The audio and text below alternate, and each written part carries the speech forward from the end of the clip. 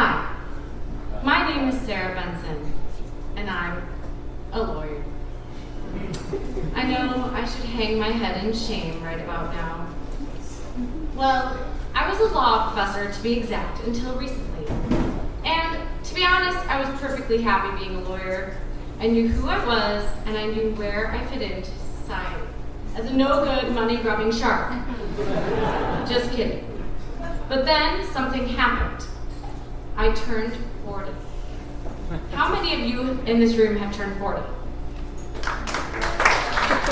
you know what I'm talking about, right? The dreaded midlife crisis. Now, when I put the words midlife crisis into the Creative Commons, I came up with things like this. Shiny new sports cars, a weird dad-looking fellow trying to ride a unicycle with crutches. I'm not sure what that's all about, exactly. I thought I might try one more time to get something a bit more reasonable, so I put it in again, midlife crisis, and I got this. Enough said, right? But I couldn't be as simple as all that. When I turned 40, I had to change my entire identity. I went back to school and I became a librarian. And with that, I lost my professional identity. I wasn't sure I fit in either. In fact, on my first day of library school, I showed up excited, chatty, ready for class. And when I tried to make small talk with about 3 more women in the class, I blurted out, "Wait, am I the only extrovert in this room?" Where did I fit in? I know what you're thinking. An elderly white woman with a bun in her hair telling me to be quiet. That's what I thought too. Until I started to meet some librarians and I realized I did not want to be that kind of librarian. I wanted to be a kick-ass librarian. But how? What kind of role models could I look to? I found some wonderful ones. Let's start with the Patriot Act. In 2003, when the FBI wanted to spy on Americans and tried to get records from public libraries, the librarian said, "Heck no! We believe in patron privacy." And for that, the FBI called them, quote, "radical militant librarians." Yeah, that's the kind of librarian I want to be. Also, a woman by the name of Aliyah Muhammad Baker, who was the chief librarian in Basra during the Iraqi war. She was quoted as saying, "In the Quran, the first thing God said to Muhammad was read." So she felt very strongly about protecting the books in the library, even at the risk of her own life. When the governor moved his offices to the library and mounted guns on the roof, she started quietly moving books out of the library into her own home. This is probably what her home looked like.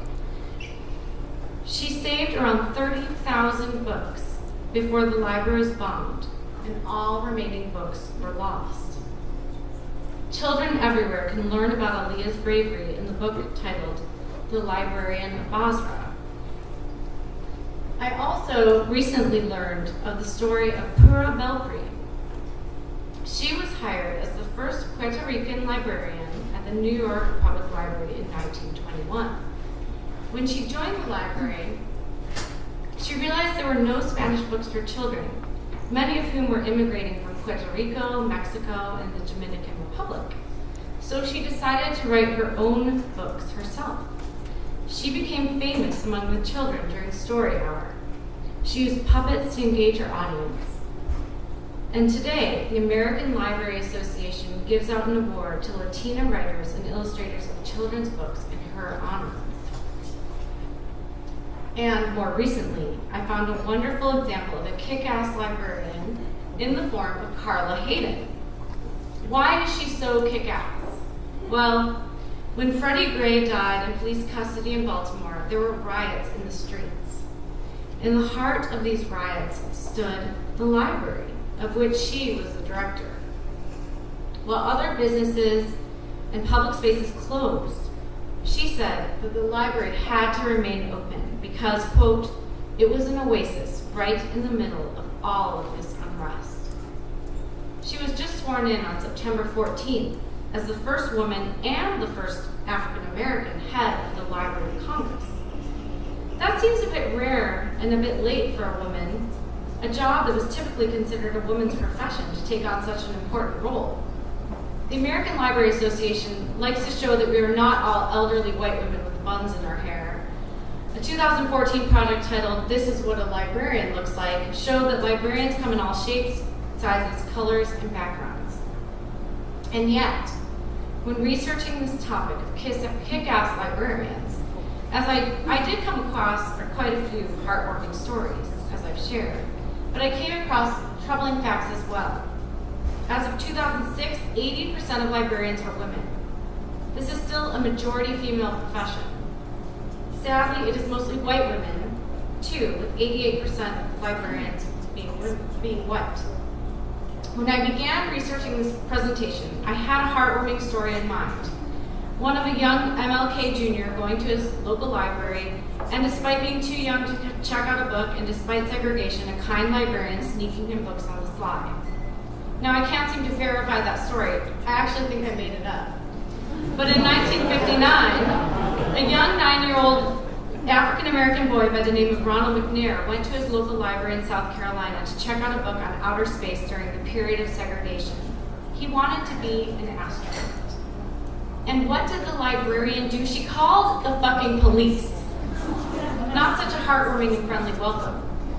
She was directed by the police to let the little boy check out the books. Well, Ronald McNair went on to become an astronaut. He died in the Challenger shuttle crash, and what an inspirational story, despite the ignorance of the librarian. I'm excited to enter this new profession, and luckily I'm able to bring my legal expertise to it as I transition into my new role as a copyright librarian. So I provided you a bunch of citations, because that's what we do. So thank you for listening to me.